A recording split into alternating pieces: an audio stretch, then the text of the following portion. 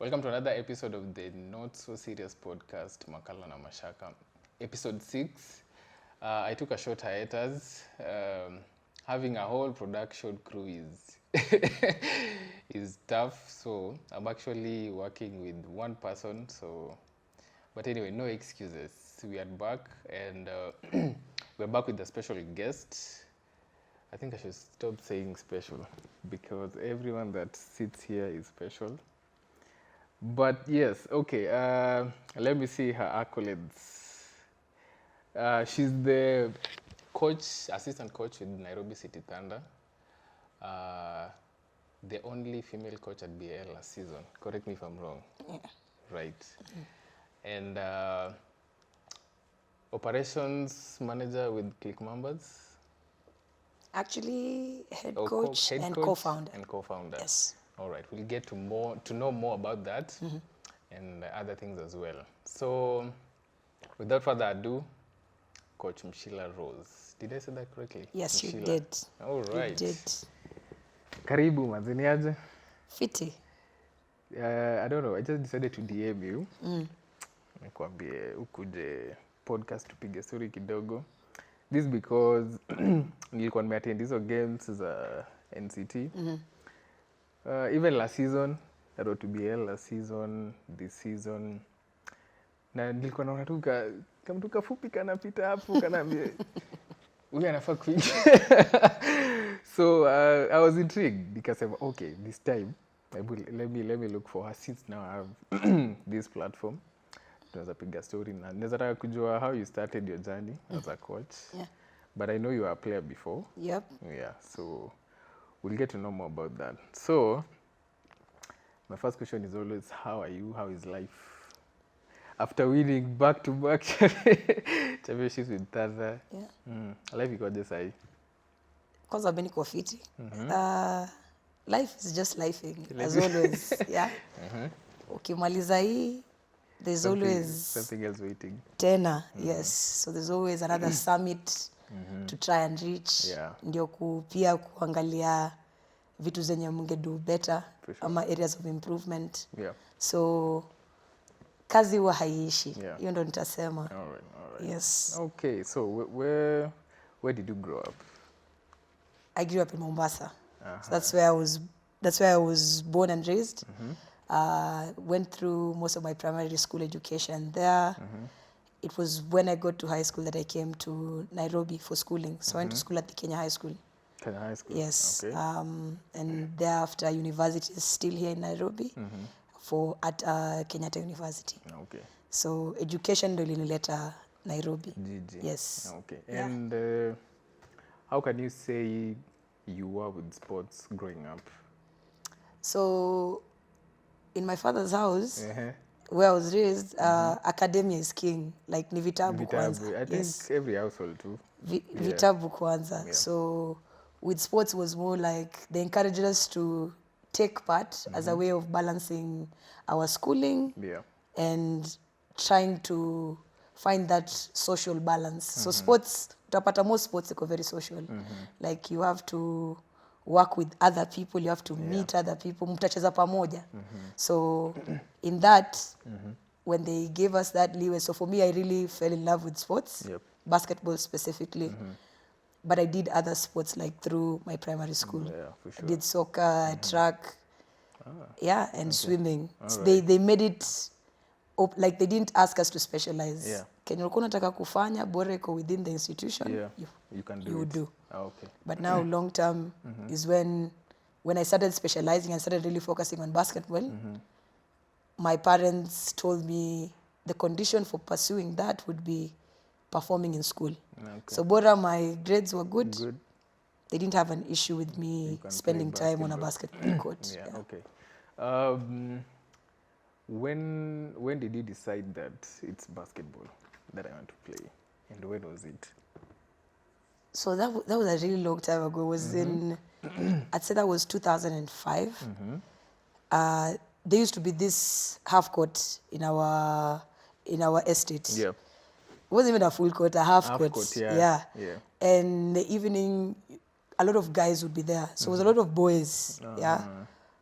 and you just see the competitive nature of it, and just it looked fun. It looks really fun. Yeah. So every day at around 3:45 when it was during the holiday, I just wait for the sound of the basketball. That's what would call me. dribble, So I yeah. wasn't so far from where the court was. Yeah. In fact, from our home balcony, I could see it like Okay. Yeah. from a distance, so I could hear how intense the games could become. People sometimes arguing over who stole scores Yeah. or which foul was not Yeah, a foul called, and yeah. whatnot. Yeah. So it drew my interest, and my brother at the time also used to show up there to play with some of his friends. Yeah. So I was like, I think this is something I'd like to try. So it started by me sitting and watching them play. Watching, yeah. And then at one point I picked up the ball. Yeah, just same as Started them. playing. Okay. Yeah. Is this in high school? 2005 I was university? in grade, it would be what is grade 5 right Grade now. 5. Yes. But now, when did you join a team? So through high school, while the Kenya high school did emphasize a lot on education, there was also an opportunity for extracurricular activities. So our PE teacher then would invite guest basketball coaches. So that's when I met my first formal basketball coach, I'd say. Okay. Her name was Eleanor Musondu. So she was a player then with Cooperative Bank, Kingdom Queens, and would later play for Equity Bank Hawks. So through high school is when I met her, and I was able to compete, Yep. at least within a system, Yeah. a structured setting. Yeah. So the farthest we did go was, I think it was the regionals. We never Regionals. we never went beyond Beyond regionals, that. Yeah. And then after that was when now I was able to be exposed to high level basketball, I'd say, at the collegiate level. So you meet at KU's where I met talented players like Betty Kananu, who now plays, he's actually right now at the WABL, playing for Kenya Ports Authority, Dockers. Yeah, so she's playing? Yes. Okay. So Betty was years ahead of me, but she was one person whose journey I was able to follow while I was a freshman myself. Yeah. So KU had a team at the Premier League level. Okay, We did start from Division 1, but when I did join, they were already at the Premier League level. League, Yes. okay. So that's when I got to see how tough competitions can be at that Premier League level. And even just the values required for you to be successful, within that kind of setting. Yeah. Fantastic. So that's the farthest you've played? Yes. Up to? It was just Premier League. That's what I played. Thereafter, I would play for Eagle Wings as well. They were also at the Premier League level, but that was after I graduated. Okay. So after school, I also played for Eagle Wings. Ah, fantastic. Yes. Okay, this is interesting. So what happened? What made you stop and now transition into now coaching? So the whole coaching idea would start as just a voluntary kind of role. So while I was in school, one of my friends, his name is Robert Njane, he ran a program at Soweto in Kayole. So it was a kids program. Yeah. So when I would have time, myself and one of my teammates, Berin Okoth, we would go and volunteer. So Berin used to stay at the Eastland sides. I used to stay still in Kahawa because it was closer to school. But when we'd have some off time, that's where we would go and help him out. So it was more, I didn't really give it much thought. Coaching, I can't say coaching was in the plan because I was pursuing a degree in environmental sciences. That was my whole idea of a profession then. Yeah. So basketball was more a way of, it was something I loved. So my free time that's what I'd do. Do you watch? Yes, I'd watch it, I'd play it, and when we were not playing, if we didn't have competitions, KUSA or league fixture, I'd go help out with the kids at Soweto. So the year that it actually, I'd say, really took the main center of my life would have been in 2020 during COVID, when sports were really down. Yep. So the league wasn't ongoing because of all the measures that were required to be able to still operate in the public. Like safety was priority then. So at that time, I was an operations manager with Pickup Mtaani. And while the job was good, it wasn't something I wanted. I wasn't built for 8 to 5 is all I'll say. Like staying in an office 8 to 5 wasn't what I envisioned my path. Yes, my life and my pathway to be. So for sure. In that time, I found myself back to Eastlands, where through Soweto and Far East Basketball Association, I met Click members.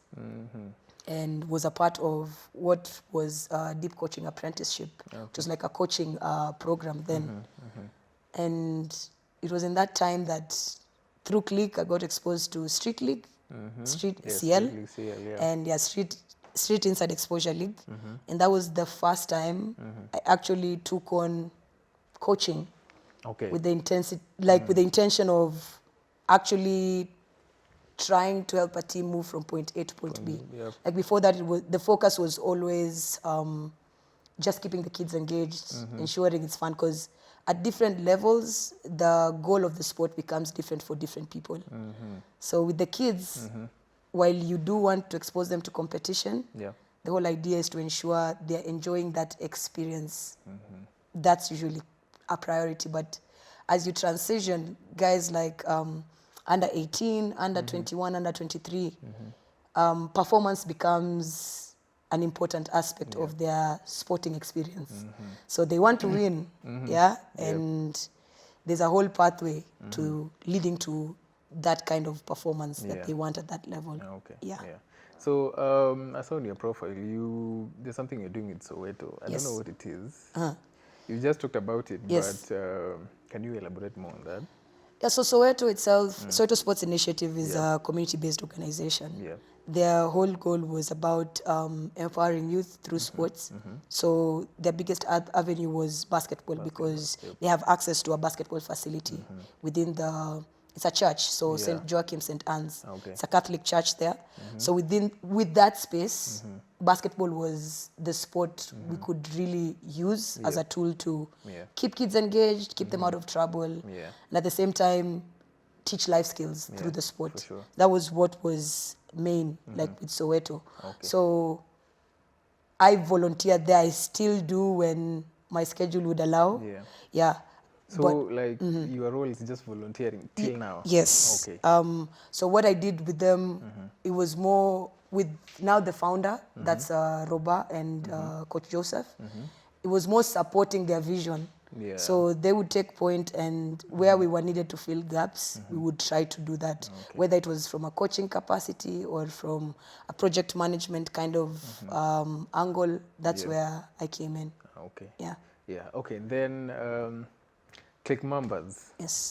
You are coaching them right now. You have like a very big role with the Click members. Can you also talk about that? Right, so I've coached Click for the past, this is my 5th year. I've coached them from 2020. It's been one great journey with them. I wouldn't have it any other way. I'm really grateful for the opportunity to work with them even to this point, and even just to witness their growth. So most of those guys, when I met them, they were just completing their high school. So 18 years, 19, and 4 or 5 years down the line to see who they've grown to be. And for some of them, the opportunities they've been able to access, even just beyond the space, has been a big encouragement to me in this journey as a coach. People talk about being a female coach and coaching men. And it comes to the limelight when they see Nairobi City Thunder, but it's something I've done with Click members, because I've done that with them for 4 or 5 years. And I think the culture, the foundation of the team allowed me to be who I am today. So with them, we started at the street league level. That's where we won the championship in 2020-2021 season. after that, we would advance to we would register for the NBA, Nairobi Basketball Association. In the year 2022, we would then be finalists and would get a chance at the interprovincial playoffs, which allowed us now to be promoted to Division 2. Division 2. And then again in 2023, at the Division 2 level, we would again make it to the finals. And we would be promoted again to Division 1. Yeah. Yes. So we're at the D1 level as we speak right now. And this year we weren't able to make it to the playoffs. So many dynamics with some injuries to some of our core players.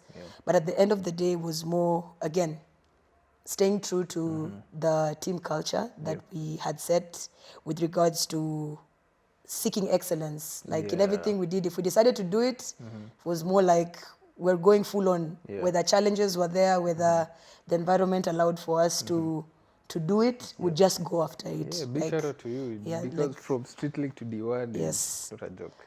Yeah, but we still play the Street League because Street League is where our story began. Because even before I coached them or took them on, they had been playing at the Street League. Yes, it's just that they had never won until that time in 20. They had been getting to the semis, to the finals. So it was a huge milestone for them and myself at the time. So that's where now the coaching journey, I would say, began, because it would then seem that I had something more to give to the sport, beyond just being a player based on now the track record, or others would argue the successes. But I'd say just basically how I was able to work and collaborate with the guys, click members that is, to be able to attain the vision that we all collaboratively work towards. Fantastic. Now, moving forward, how did you now get to NCT? So Did they approach you? NCT is a funny story. First, I'd like to say, again, coaching was never the plan. Yeah, for sure. Environmental scientist, project manager, that's where all roads professionally, that's where they were leading, right? Through the work that I did with Click, Coach Brad then was running what was the deep coaching apprenticeship, which I had mentioned I got exposed to in 2020. And that's where for the first time I had a chance to work with him. And part of the work component of the deep coaching apprenticeship would be in-school training. So I would be a coach at Roslyn Academy as part of my work component. That's where I got exposed to actually a professional setting where coaches are required to meet certain standards. You know, when working with kids, safeguarding training is key. So we did a lot of, would undergo training with regards to safeguarding. And then in addition to that, preparing training plans. There was a lot that went into coaching that I hadn't really imagined at the time. So being in that space and working under him, I would get a lot of insights of what it would mean to be a great coach. And in the process, as he transitioned to, when he got the opportunity at Nairobi City Thunder, he would extend an opportunity. But then when I came in, it was more as a player development coach.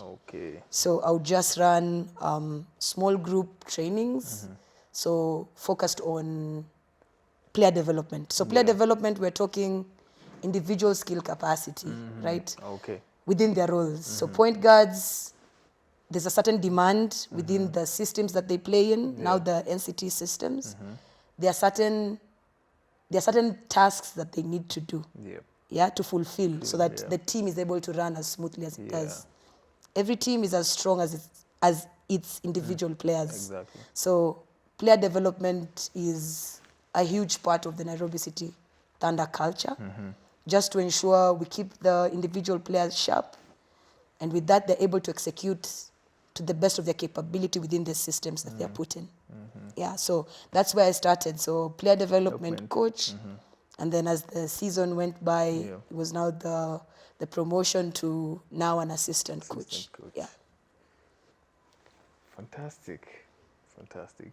Okay, now before we move on, what are some of before, let's say, before becoming a coach, as your player, what are some of the great moments you had, like great accolades you collected, sort of? As a player? Now that's a tough one. Yeah. Because so I'd say we did win the Kusa Women's every year. Oh. We didn't win it. We won it. It's a tournament that happens every year. Like Kusa Women's is an annual thing. Yep. We won that. We won that specific title 2 years in a row. Okay. Like with a certain group of ladies whom I have utmost respect for and were a very huge part of shaping my experience within the sport. That was at Kenyatta University. So that I would say was one of our celebrated achievements. Yes. Yeah. Nice. Now you're at NCT, right? How are you feeling at this moment? Umepewa, like being an assistant coach isn't something small. You don't take it lightly. So how are you feeling? How did you take it as you're promoted to now the assistant coach? How was it like? I'd say one, it was humbling, but at the same time, it was also a challenge. In the sense that it pushed me out of my comfort zone because NCT is a different ball game. Like this is guys playing at the highest level within the nation, and even now being able to put Kenya on the international level and just redefining what it means to have a successful basketball culture in Kenya. So having to work with high-level talent like I did was a first time for me. And I can say I had a track record with regards to having worked with such players. But every single day, just having to show up and be able to be in a professional setting like that, it helped, one, shape my experience for sure and really open my mind and my eyes to what professionalism really looks like within a sports setting. And at the same time, just to also realize, while it might be professional, like there's some things that are constant within any winning culture or any organization or endeavor that you're trying to build and progress long term. For sure. And with that, I mean values like just discipline, guys just sacrificing, right, to put in the work and even just to work together because there's a lot of different personalities in the room. But once the goal is set and we are all aligned with and we all have that common drive, that shared drive, then it transforms from being just a personal agenda or an individual just coming into that as opposed to a cohesive and a team unit going after it. For sure. Yeah. For sure. Thunder is, I think, one of the most organized teams in the continent. Just from the front desk to how things are run. So how can you say, like okay, you have coached other teams, right? But now coming into a place where it's really organized, how is that transitioning? Like I said, it's just eye-opening. Understanding that there is that next level to what you already know.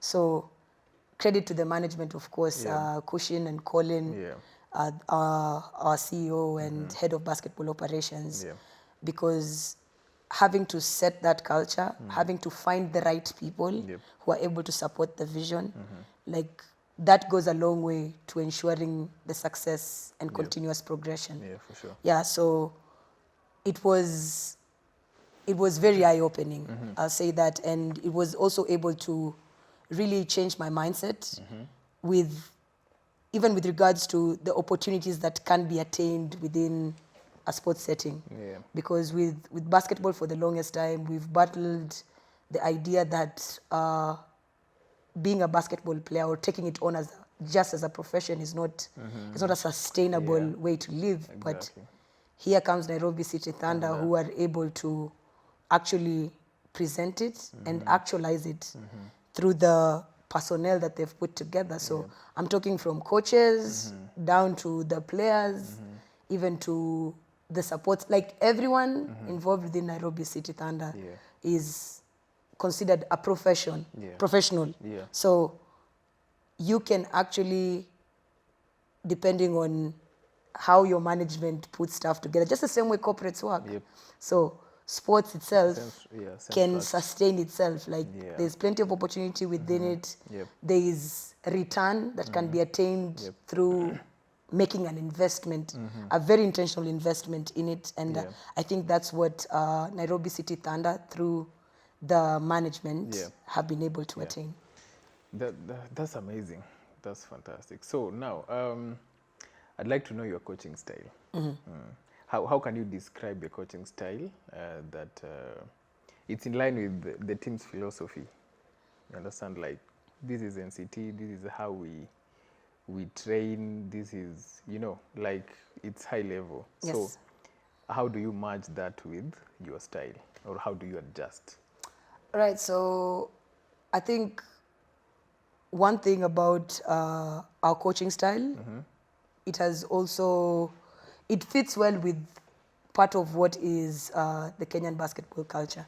By that I mean playing with pace. Okay. Kenyan basketball, we've always been known, run and gun, we've always tried at that. Yep.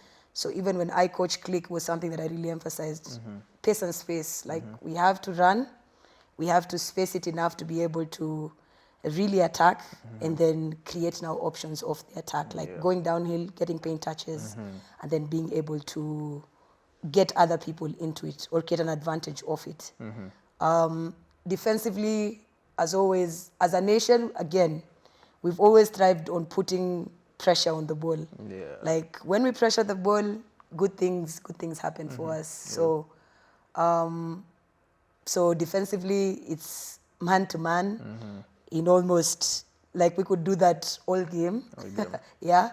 And no zonal defense. Yeah, we do have some zone, but it's not something that we go to so often. But it's something that we do have in the bag should we need to use. And then blend that with full court press, right? And then that in itself plays again to identity as a people. Like pressure means deflections. Pressure means we force tough shots.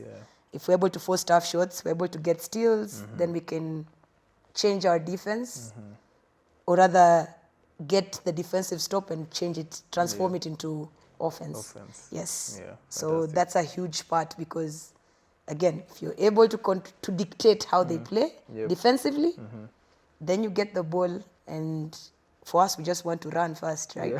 Play with pace fast. So that's a huge part. Yeah. Okay. And how do you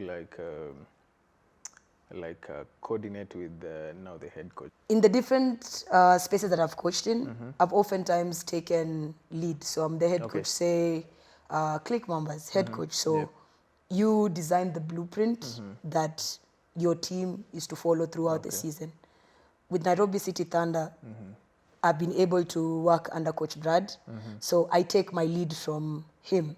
The essence of any assistant coach, any great assistant coach, is always to support the vision of the head coach. Mine is to ensure what we have been able to put together, or what he has presented. We give our feedback. I give my feedback on that. And where adjustments need to be made, of course, we're able to discuss on that. In the end, his say will stand. And now within that, I find the best way to support that. Yeah. Okay. Fantastic. How do you foster a cohesive culture in the team, togetherness as a coach? So one, I'd say chemistry. while you want to build a team culture, you can't build anything without chemistry if it's within a team setting. Yeah. So you have to really encourage the guys to want to work with each other, to want to play with and for each other. So once that trust, once that respect is built, now, again, the alignment factor comes in. What are we trying to achieve here? Yeah, for sure. That our goals are aligned, we want to win, then now it comes down to what does it take to win? And are you willing to do what it takes to attain this? Sure. So once you're able to map that out clearly, and everyone is able to understand their roles within what's required of them for us to get to that point, then that helps bring guys together. Yeah. Okay, great. Okay, how do you feel okay, you've been coaching boys, now you're coaching the men's team. How do you feel that being a lady and coaching a men's team as an assistant coach? Do you get any pressure? So I'd say Yeah. Nairobi City Thunder has been a unique environment. I think credit to the management and to Coach Brad as well. I've never felt any less than who I am within that space because the focus has always been the organizational values. So we're all in pursuit of excellence. Yeah, we for all sure. want to be successful, want to build a winning culture. Yeah. So in understanding what my role entails, I'm given the freedom to enact that. Okay. So I feel supported within that space. And amazing. the players themselves are professionals. So it's more always collaborative. So Yeah. I'll definitely hear what they need to say and take that into consideration. Yeah. While at the same time, when I give the instruction, there's always that trust Yep. and respect that this is what's needed to be done in this moment. Yeah. So I wouldn't say there's pressure. I'd just say it's a different setting because now there aren't so many female coaches. So I think that's where the difference comes in. Yeah. Yeah. That I probably don't have my own counterparts or Yeah. fellow female coaches, right? Exactly. Yeah. Apart from, so there's Coach Esther with Ulinzi Basketball, an assistant coach. Yep. And most recent has been Coach Sylvia Ochola for Equity Banks, the men, Yeah. Equity Dumas. So before then, that wasn't the case, right? And I think the uniqueness of the setting is not more the pressure or the downside part of it, Yep. but more showing other women and other girls within the basketball space that there's opportunity, Yep. like beyond just Playing the game. yes, beyond just playing the game one, and at the same time, you shouldn't be limited to just having to coach maybe a female team. Exactly. If you want to pursue Yep. coaching within a men's team as well, Yeah. it's an equal possibility, right? But this also mean, Yes. do you face any criticism from outside? Like, oh, she's a female coach, men's team, nini. Do you get like bullied online? But not Personally, no. I haven't had that experience. Yeah. But I know for a long time we did wrestle about it with my dad. Oh, really? Because he, in a good way, Yeah. right? All parents want the best for Yeah, their for kids, sure. right? So my late dad would be very concerned that I'm coaching a men's team, yeah. right? And he's like, they're bigger than you, right? Sometimes we'd have our practices late at night, and he's like, is that really something that you want to do? Is it safe? Like, those were all his concerns when I did it. And for a long time, he didn't understand how I was doing it because also, I'd say culturally, it's rare to find women in this position. For sure. Yes. So I think that's one thing that has been able to also put my story out there with regards to just redefining the status quo as is. Yeah. Yeah. So Yeah, I did first. Guys did have concerns there for a while. Okay. My parents, I'll say, yeah, very concerned folks. Yeah. Yeah. All right. Do you have any like favorite female coaches you look up to? Of course. So one, of course, in particular would be here in Kenya. I've had the privilege of being coached by Coach Evelyn Kedogo. I liked her. I liked her philosophy. I liked her approach. Beyond Kenya, I'd say Coach Rina Wakama. She's coached the Nigerian women's national team. Beyond Africa, I definitely lean with Cara Lawson. So she coaches Duke women's basketball at the collegiate level. Okay. And then I also liked Coach Becky Hammond. She's the Las Vegas Aces WNBA coach. Yeah. So a lot of women role models that you can be able to look up to. Yeah. For sure. Fantastic.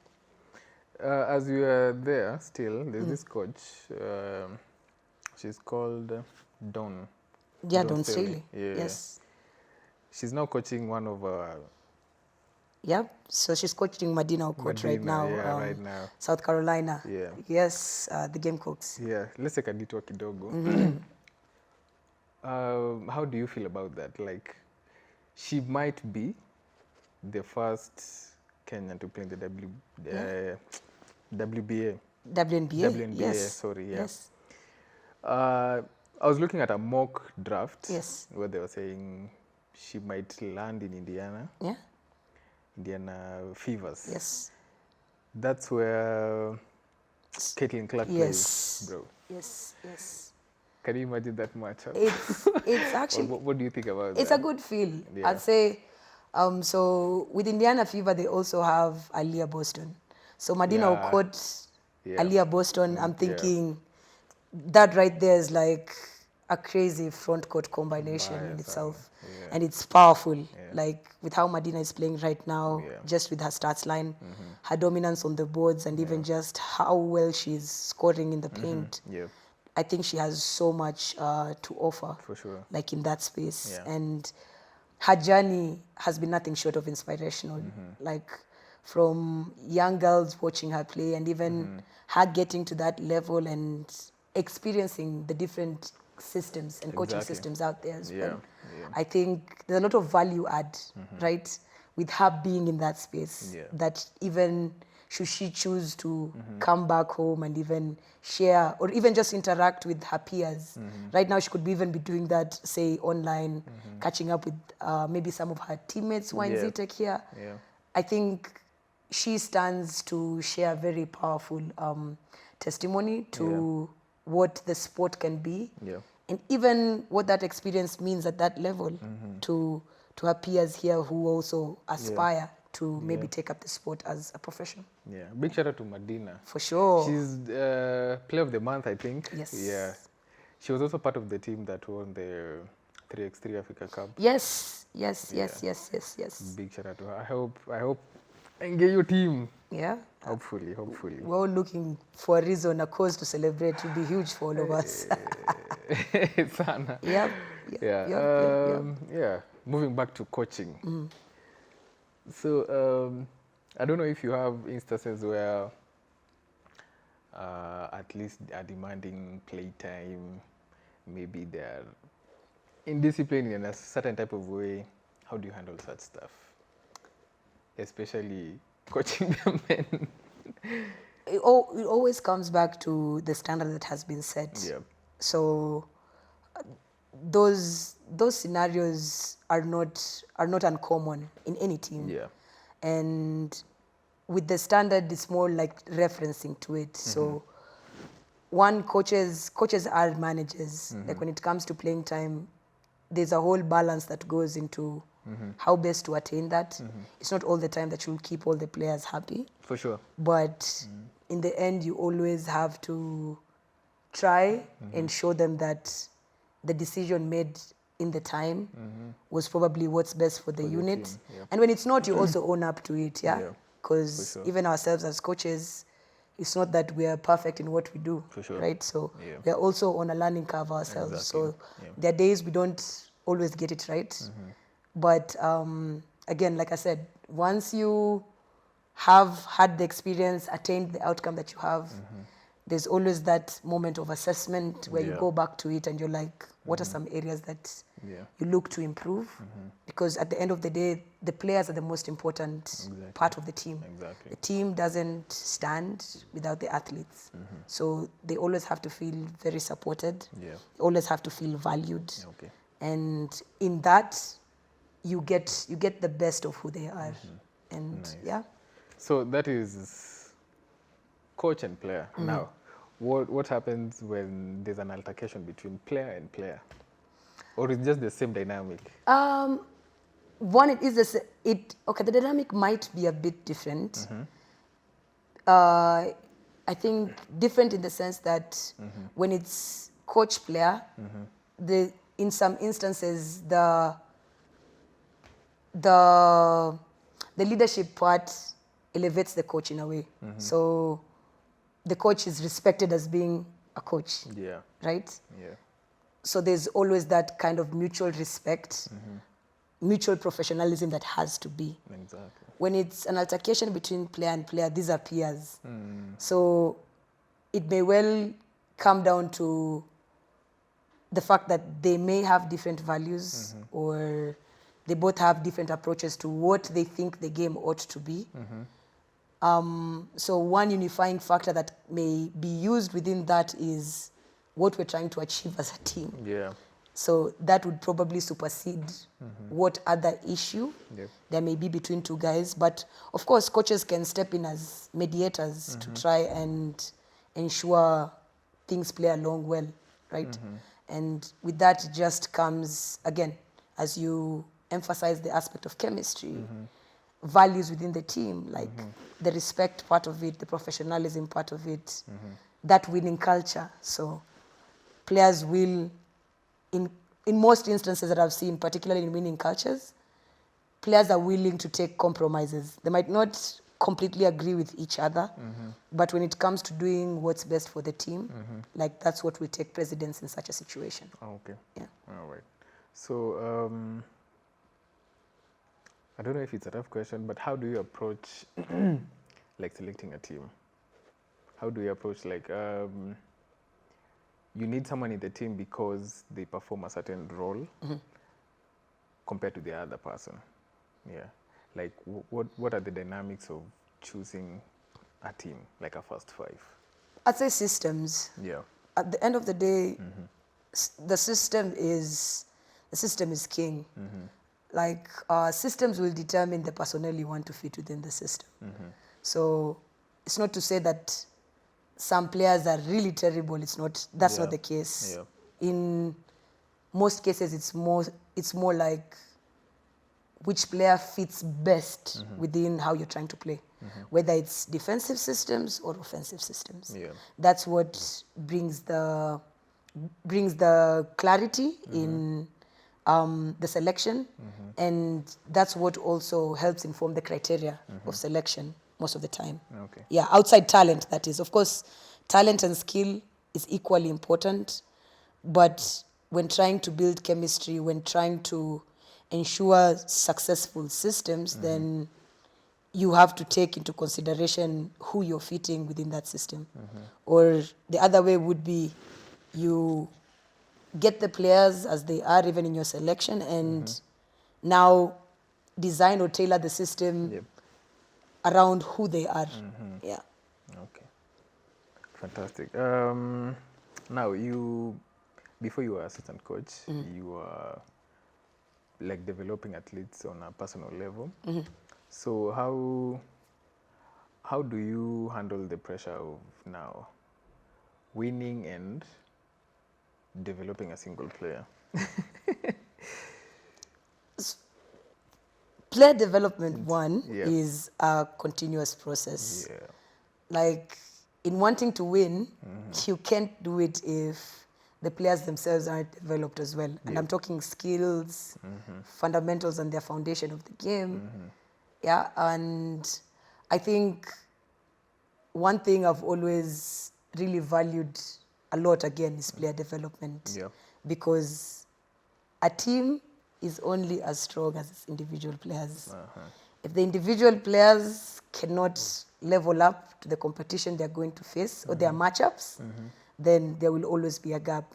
So yes, we want to win, but the understanding that we can't win without great players will bring you back to the realization or the reality that you actually have to invest in that individual player within their strengths, try and really try and improve on their weaknesses, right? Yep. To ensure that they are well developed holistically to face whichever scenario they are able to be exposed to within a competitive setting. Yeah, okay. Yeah. Yeah. And okay, let me look for that question. Maybe somehow. Oh, like now, okay, you're already a coach, right? But I'm very sure you're seeking to improve more, to learn more. I've seen recently you were involved in a certain, I don't know, you were somewhere. Yes. It was like a program you went to study or something. So I don't know if that's part of you developing more as a coach. Yes. So, again, I'm really thankful to the support of my management, like Nairobi City Thunder, Yep. because when opportunities such as these present themselves, they are very supportive about me pursuing that. Yep. So I was a part of the Global Sports Mentorship Program, which is a program under the Department of States for the U.S. Embassy. And it was all about empowering women who are already in sports. Already in sports. Yes. Okay. Yep. So with that, it comes with developing myself as a professional within that sports ecosystem. Yeah. So what these opportunities do is more exposure to different cultures, exposure to different dynamics within other sports setting. And most importantly is just the networking and connecting piece. Yep. So with networking, you're able to get your brand out there, you're able to really meet other people that can have like great value add towards what you're doing. So it was a great experience entirely. Yes. Yeah. That's amazing. That's amazing. So how does that training day look like when Coach Rose is going to coach no, it's like a training day for the Nairobi City Thunder. Yeah. So as always, there's always an arrival time that's set.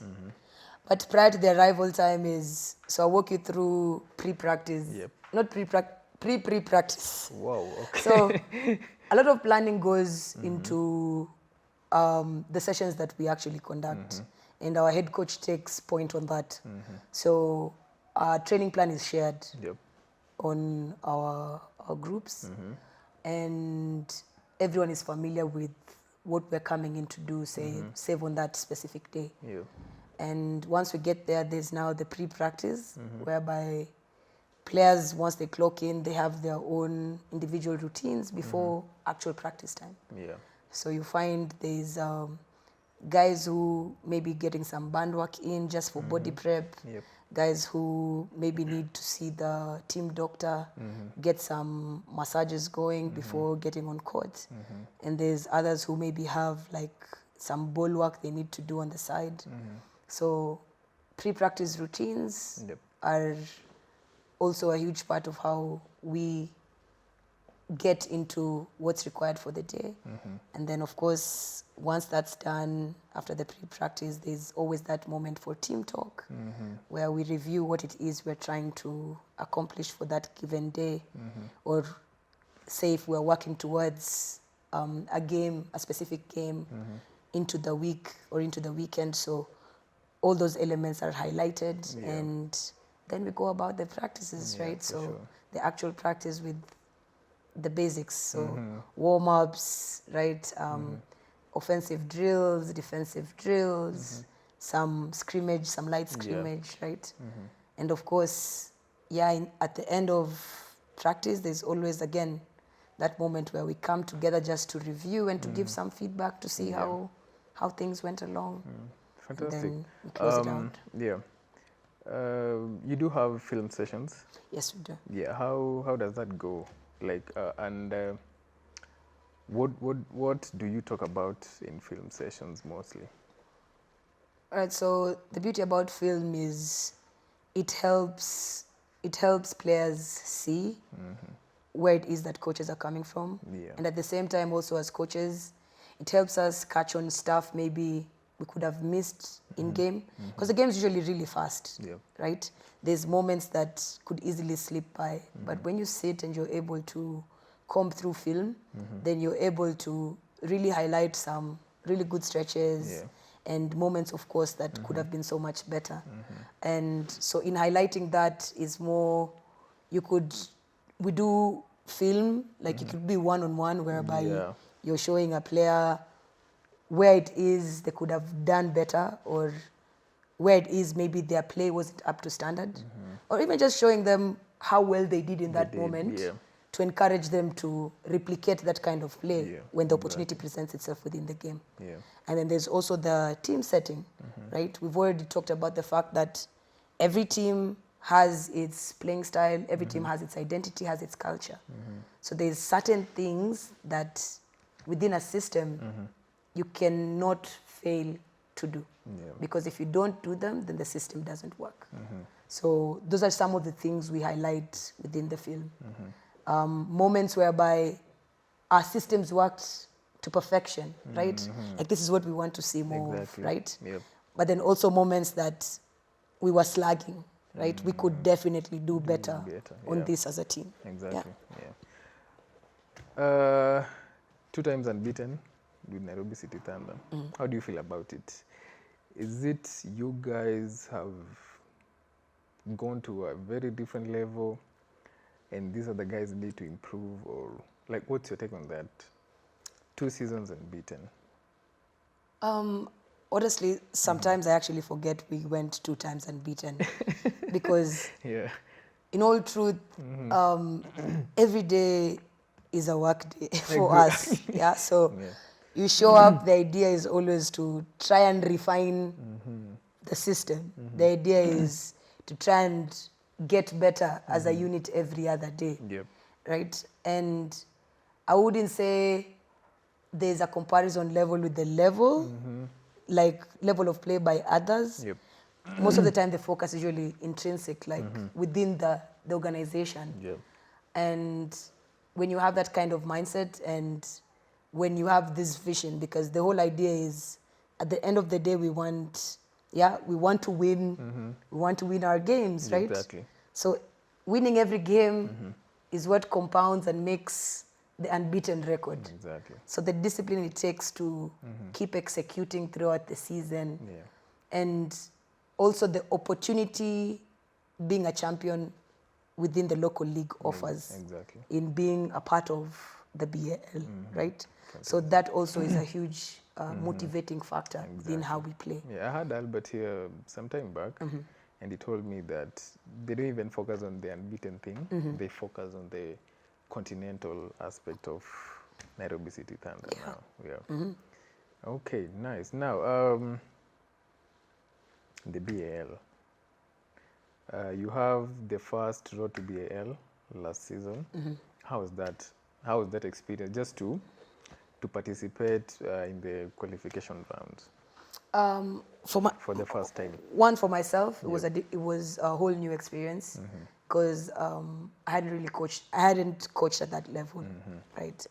So it helped me see firsthand like the level of talent that there is within our boundaries here in Kenya, and an appreciation of what high-level basketball demands and what it is.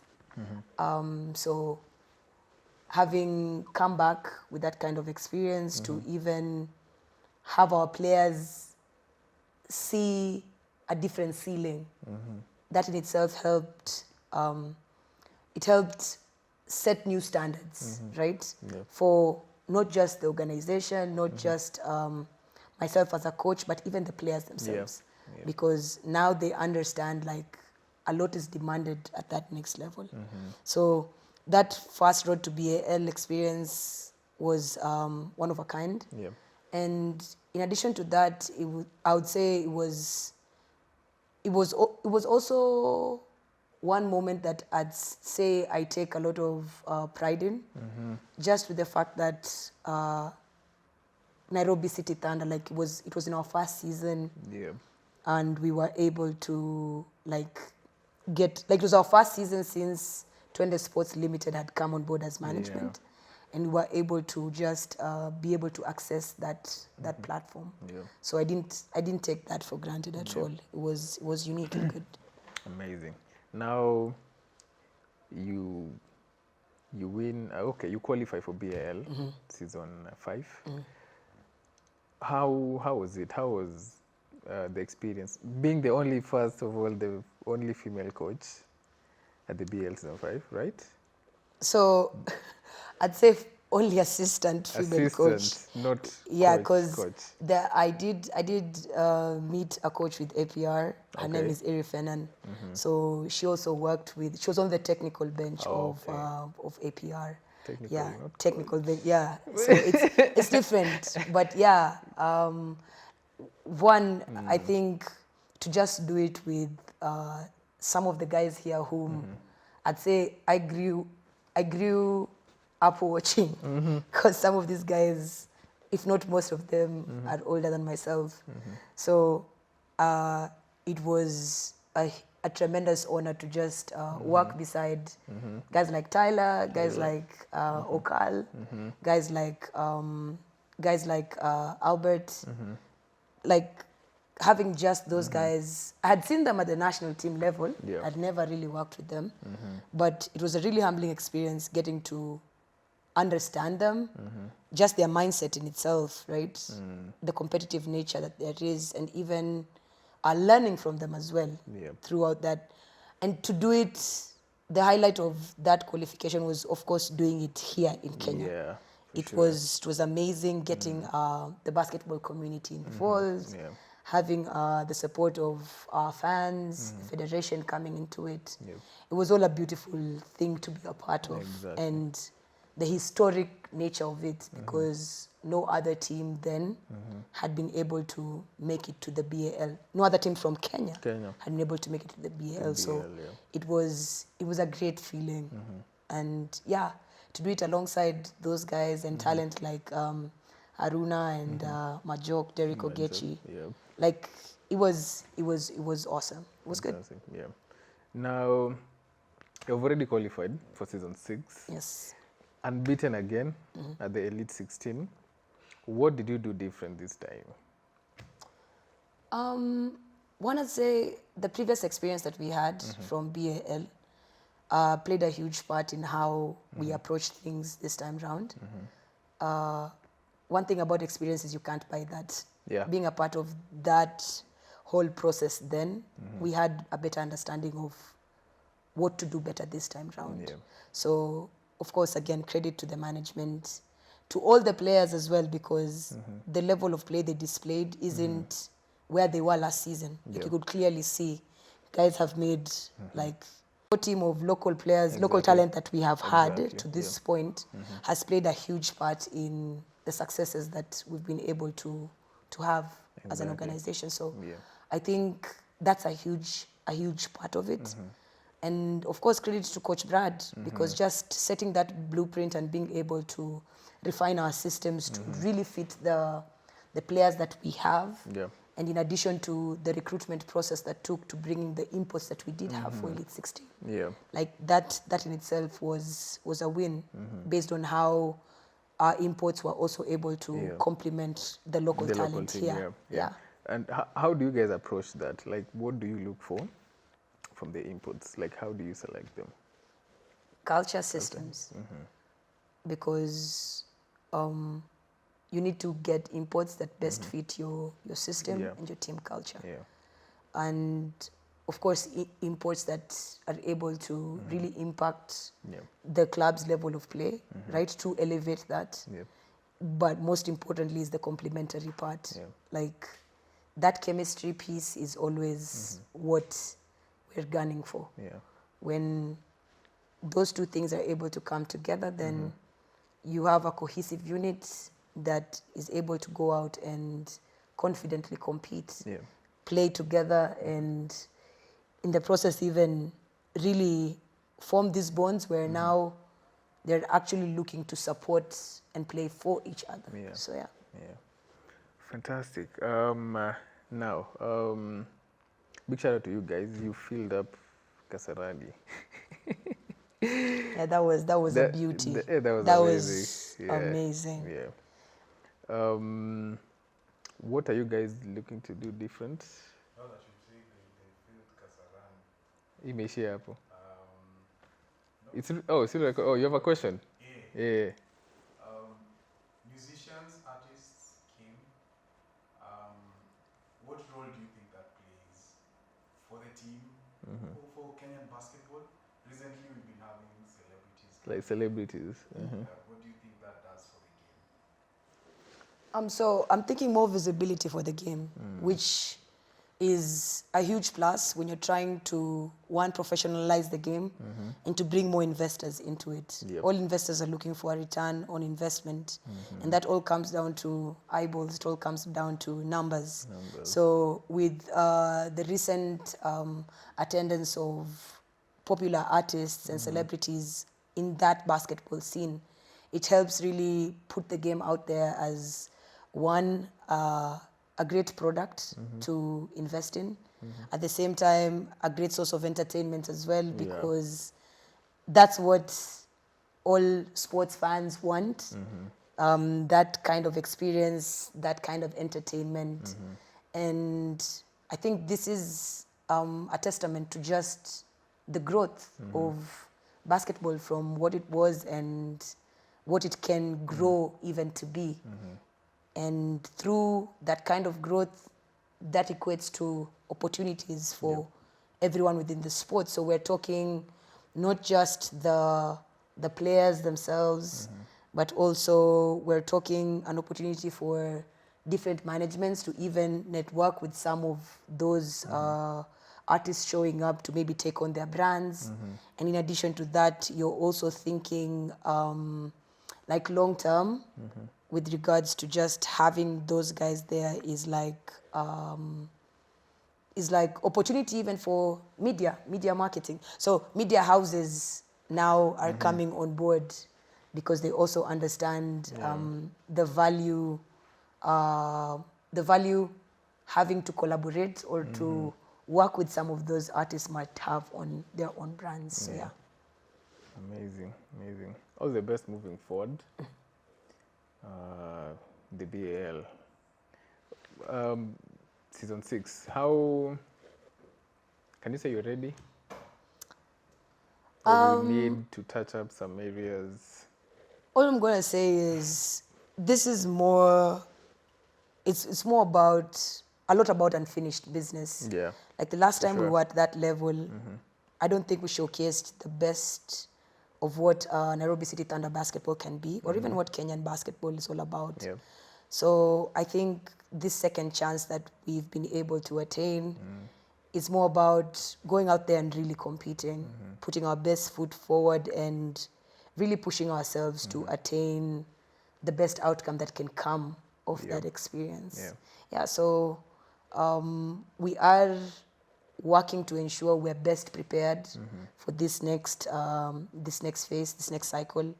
And the understanding of the previous experience, having been there before, that knowledge in itself also is able to allow us have better insight and guide our preparations towards that, knowing what that next level demands. Big shout out to the ladies basketball team. They're doing very well actually. From KPI playing right now the WBLA. The 3x3 have won a bronze medal. Yes. I mean, what is it with the ladies? Is it the ladies are doing so well in basketball compared to the gents side? It's not to take away from either of the teams. Competition at the continental level, everyone looks to bring their best. So even for the ladies to attain what they have, it takes a lot of effort, it takes a lot of intentional sacrifice and preparation Yeah. towards them attaining that. For the men's side, I'd say they did fall short because they did have good stretches there as well. For sure. Yeah. If you watch some of those games, even just with the 3x3, and even if we're going back to like the East African Basketball Cup, like it was a good blend of talent, East African talent that came through. We had KPA and Umoja playing in that competition. Exactly. Yeah. I think more work could definitely be done for both, because we need to elevate our level of play as a nation to keep going beyond even just the continental level and take it intercontinental, because now we're thinking World Cup, now we're thinking Olympics, right? It shouldn't end with just us getting to that the Africa Cup competition, right? So a lot of work still needs to be done in both respects, but kudos to both teams for really stepping out and hoisting our flag out there. It really takes a lot to really show up on that stage. The and whole nation is watching you. Yes, so really proud of those guys for sure. Nice. What do you want to achieve individually and maybe as a team? Like, what level do you want to get to? I'd say right now the focus, if I'm to speak about Nairobi City Thunder, the focus is definitely the BAL. Winning the BAL. Yeah, definitely. Like that has to be that next test for us, because we have won at the local level, and now taking on that challenge, I think that's where where our visions are set, right? And myself as a coach, the goal would just be to improve at this point. Like with every assignment that comes in, it's more ensuring that I'm also up to speed with what's happening on the global stage regarding the growth of the game.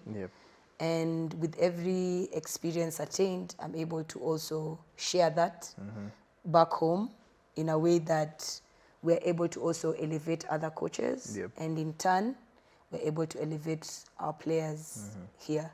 Yes. Fantastic. Jared, you had a question? No question. All right. Okay, this is random. I know you're a fan of basketball, so I want you to give me like your top 5, like a top starting 5, both internationally and the ladies' side though. Yeah. The ladies' side. Starting 5, your all-time starting 5, internationally and locally. Whoosh. Internationally and locally. Yeah. Internationally and locally.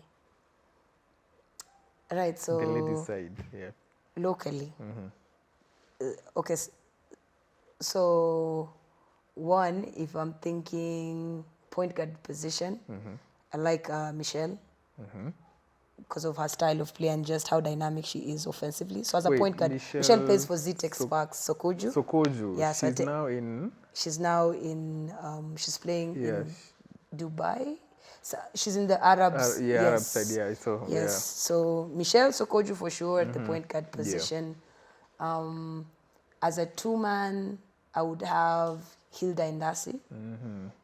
She was part of the team that won African Cup Leagues too. At the three-man position, I'd probably have Betty Kananu. And then for a four-man, I'd take, for a four-man, that's a tricky one. Because I've learned to embrace non-traditional fours, like fours that stretch the floor, so it's a bit different, yeah? So for a four-man, for the ladies' side, lady side, I think I'd take Angela Akinyi from ZTech as well. I think she has stuff to offer at that position, and her ceiling has yet to be attained. And I think if we're talking post. Let's just put Madina Okot there. Yeah, let's just, it's Madina Okot at 5, yeah. Okay. So, yeah, I think that would That's a be, solid if we're one. doing Kenya, like I'm looking, my people around here, those are like the people I'd side with on that one. That's a solid. Yeah. And then internationally is tricky. That's it's vague because probably you're looking at WNBA only. Not necessarily. I was actually thinking just my All African 5. Yeah. Okay. Yeah. Yeah, because for sure. I think that's where we have to. That's where we have to start from. Yeah, you can go there. Hey, that's something. You know, like right now, if you're watching the WBLA, there's so much talent.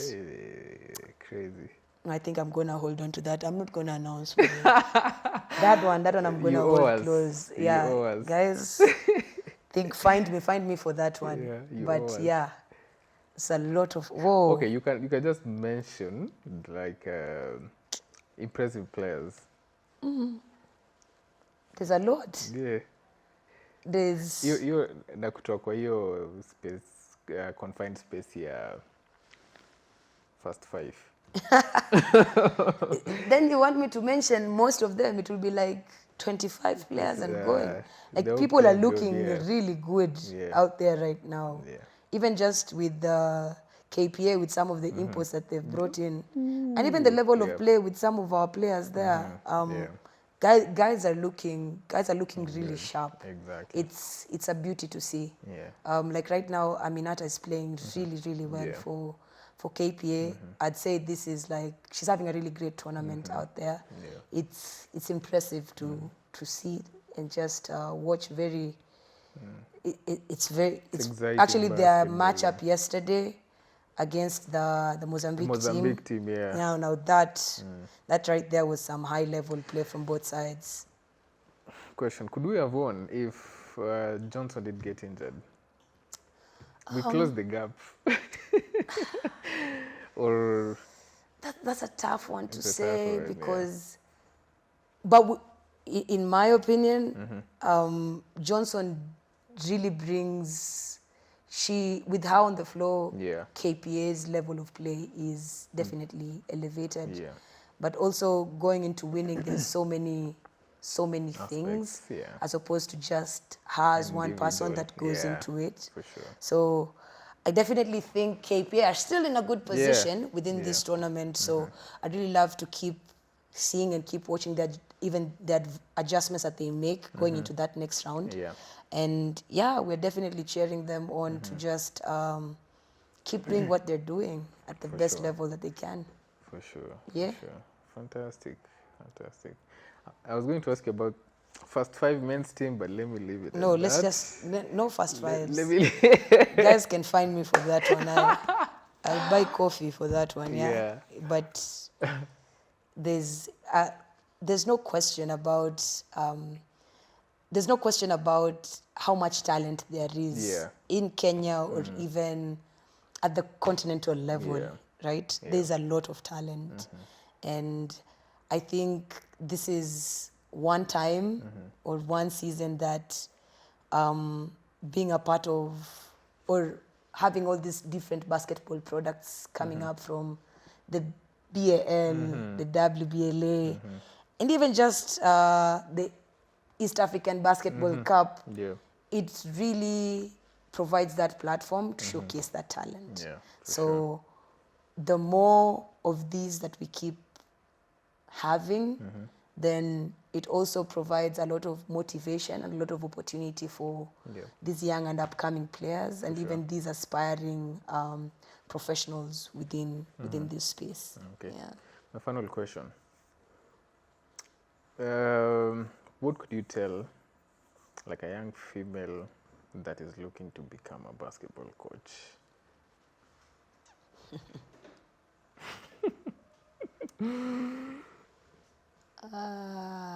what would I tell them? I think I just look back and tell my younger self. So funny story. I did see coaching like to be a destination that would be like I would eventually get to coaching, having been a player myself. Yeah. But it wasn't something that I thought would take like center in who I am as a person, or even just having to lean on coaching as a major source of income, like to sustain myself as a person, as a profession, that is. Yeah. And I was a huge Arsenal fan, so I liked Arsene Wenger. I still am an Arsenal fan. Yeah, for the record, I am a huge Arsenal fan. Right? Thanks, appreciate you. So, huge Arsenal fan.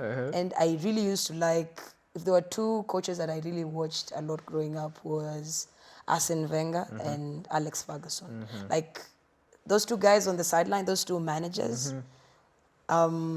I enjoyed seeing the interaction. I enjoyed seeing how they went about their business. And it was something that I always coveted. I was like, I would like to do that one time. Yeah. But I just said it in passing. I never gave it much thought. Yeah. And even then, they were coaching. It was a men's league, right? So I think I'd tell a young coach, I tell my young self that you're not limited. Like, you dream it, you're willing to commit to it, then you can actually realize it. Exactly. So you're not limited. Yeah, the limitations are what you set them to be. Yeah. Beyond that, every ceiling is breakable. Yeah. Keep going. For sure. Yeah. All right. Thank you for pulling up. It was a pleasure. I'm glad I was able to make it for We this can one. host you back again after you win the BAL. Oh my word. Would that be a celebration? Yeah, would that be a celebration? Yeah. That is the dream, my people. Yeah. That right there is the dream. Thank you for showing up, Maze. Looking forward to seeing you again. Who would you like to see seated there? And you help us get them. Yes, wewe ndo ungekuhusu environmental sciences. Let us could trust. Who would I like seated here? And you'd want me to get them here? Now that is gold right there. But if we do Nairobi City Thunder, we're not being biased. We've brought. No, it's still okay. It's still okay. It's still okay. We'll still get other people. You still get There's other still people. time. There's still space. I want you guys to get a different feel. Okay. Let me think. Do I have time to think on it? Yeah, I think I would like to think. I have several candidates. Yeah, that I'd like to bring. Okay. And does it have to be basketball related? No. Okay, not so long as it's there's a lady I think that's doing like some really good work with what's it called? Junior basketball. So youth basketball. Her name is Yvonne Mwende. So she runs what they call the Junior Basketball Bash. Oh. JBB. So JBB just recently did their 7th edition. And she's quite the visionary, I think. And I hold her close to my heart because she's pursuing, or rather she's offering opportunities to that age group which we haven't all focused so much on. Okay. Right? So, because we don't have a defined junior league in Kenya. So if these kids are able to be exposed to competition, and I mean out of school, because now after school, like when they come home for the holidays, it's not a given that they'll be able to compete in a structured setting. So JBB has made a point of ensuring they host up to, I think, 2 tournaments annually. Okay. Every holiday, there's like a JBB tournament.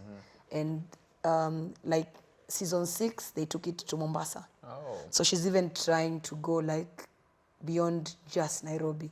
So I think that's a big Shout out thing. to Yvonne. I think get her initiative out there and bring more people in support of what she's trying to do. All right. Yep. Thank you so much. You're welcome. Hope to see you again. Cool. Yeah, thank you for watching episode 6 of Makala na Mashaka.